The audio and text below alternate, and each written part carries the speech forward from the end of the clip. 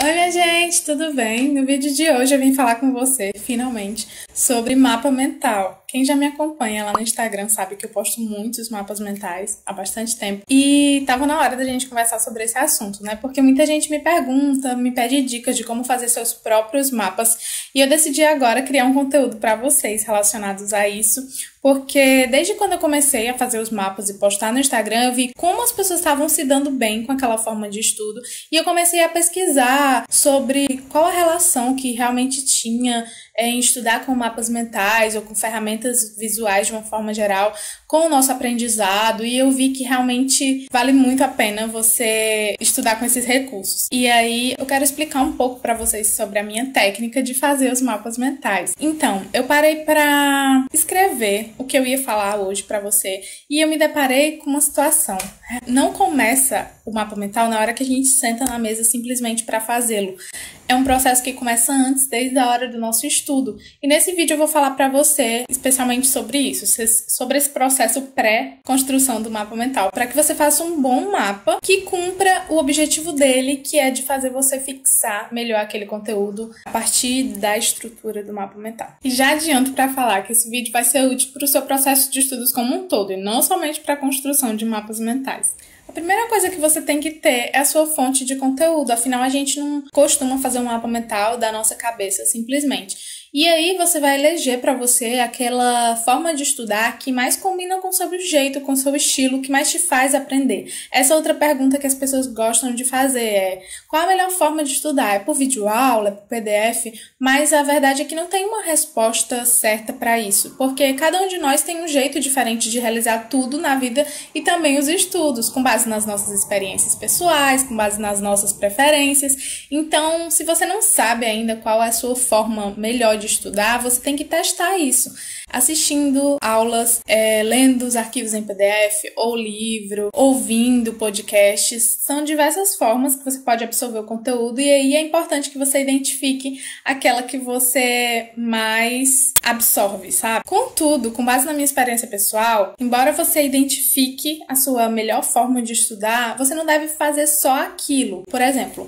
eu aprendo melhor com videoaulas, mas eu não uso só videoaulas. Diversificar a sua base de conteúdo também te traz um benefício grande, tanto pela repetição, que você vai ver aquela matéria e aquilo vai te ajudar a fixar, quanto porque eu acredito que surjam novas memórias na nossa cabeça à medida que a gente vai vendo aquele mesmo conteúdo em diversas bases. Então, se você elegeu a sua fonte principal de conteúdo, isso é muito bom, reserva uma parte importante dos seus estudos para utilizar, mas é bom também que você diversifique essa base, resolvendo questões, lendo aquele conteúdo, ouvindo, sei lá, no caminho para o trabalho, no momento que você tem ali que você pode escutar. Enfim, diversificar essa base também vai te ajudar muito na hora da memorização. O segundo ponto muito importante para você construir um bom mapa mental, depois de eleger sua fonte de conteúdo, é praticar o estudo ativo. Uma coisa que vai fazer você se dispersar muito e não render tanto quanto você gostaria na hora dos estudos é estudar de forma passiva. O estudo é como exercício físico.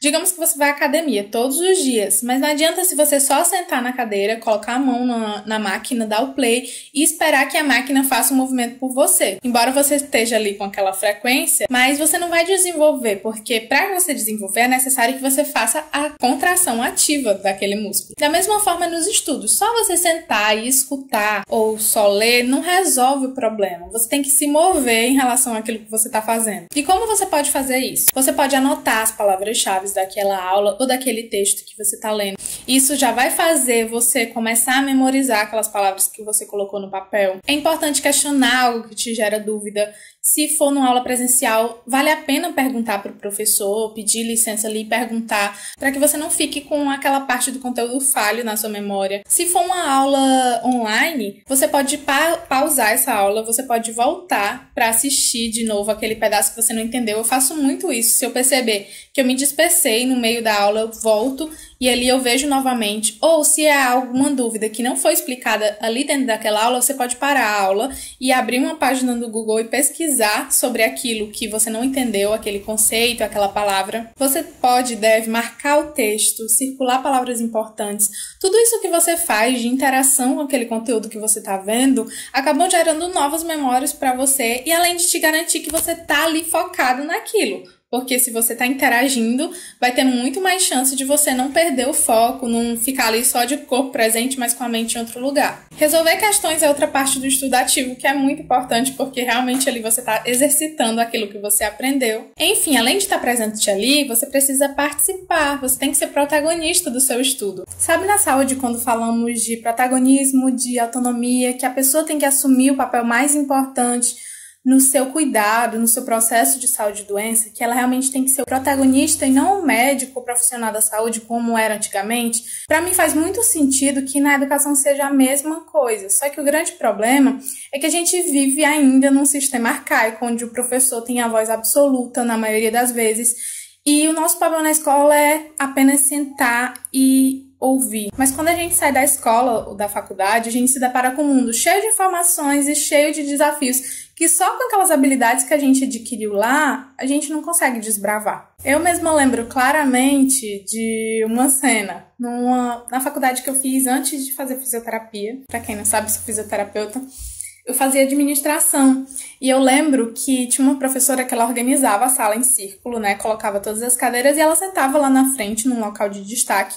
E aí, do início até o final da aula, ela começava a falar, sem mostrar uma imagem, sem mostrar um texto no slide, nada. A gente tinha apenas que olhar, ouvir e conseguir compreender. E eu lembro que quando a gente levantava a mão para fazer uma pergunta, uma ressalva, ou ela fazia um sinal que não, ou ela fingia que não tinha visto. Porque eu acho, o que me deu a entender é que se a gente participasse daquela aula, talvez ia tomar o tempo que ela tinha para falar aquilo que ela achava que estava ensinando pra gente. E o que eu quero dizer com essa história? Que todos os professores são assim, que eu quero falar mal dos professores? Não, de maneira alguma. Mas o que eu quero dizer é que um fato assim não é incomum de acontecer. Então esse processo de você agora se tornar protagonista do seu aprendizado é muito importante. Porque agora você vai tomar para si a responsabilidade dos seus estudos. Não é mais como lá na faculdade que a gente chegava e o professor dizia a forma que a gente ia aprender. Se ia ser com slide, se ia ser com debate, se ia ser com dinâmica, se ia ser prática. Não, agora você tem que tomar essas decisões e organizar os seus estudos. E além desse fardo, dessa responsabilidade, você vai ganhar também a glória pelos seus resultados, por aquilo que você aprendeu. Embora isso seja simples na teoria, na prática não é, porque realmente a gente não foi condicionado a isso.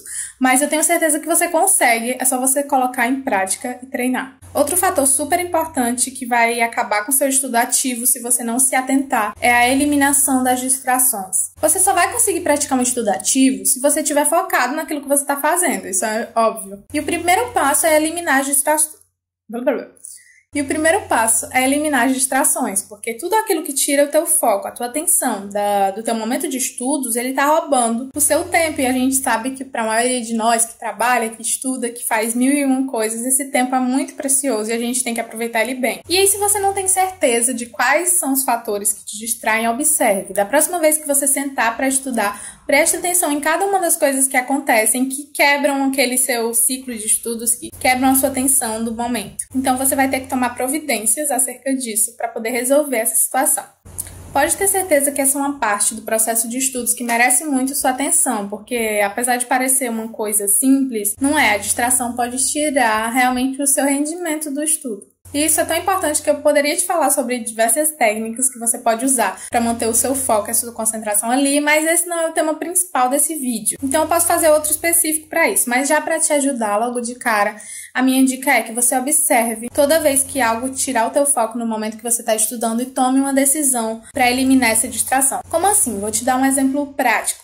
Digamos que o que te tira a atenção, um dos fatores é a notificação do celular, porque toda vez que aparece uma notificação você fica tentado a ir olhar e ali você começa a olhar outra coisa e acaba se perdendo. Então, qual a decisão que você pode tomar? Desligar o Wi-Fi, por exemplo, ou desligar o celular? Então, como você já tem a solução para aquele problema, da próxima vez que você for sentar para estudar, você já vai aplicar a solução antes de o problema acontecer. E isso vai fazer com que o seu estudo não seja interrompido. Mas não se engane, não é só o celular que tira sua atenção, por isso que é importante observar quais são esses fatores e resolver cada um deles. Então, aplicando esses 3 pontos principais desde o início dos seus estudos, você vai estar muito mais apto a produzir um material de revisão, seja ele um resumo, um mapa mental ou o que quer que seja, apto a resolver questões, simplesmente por mudar a sua forma de estudar desde o começo. Vamos recapitular? Primeira coisa, eleger uma boa fonte de conteúdo, aquela que funciona para você. Segundo, praticar um estudo ativo, de forma que você seja o protagonista do seu processo de estudos.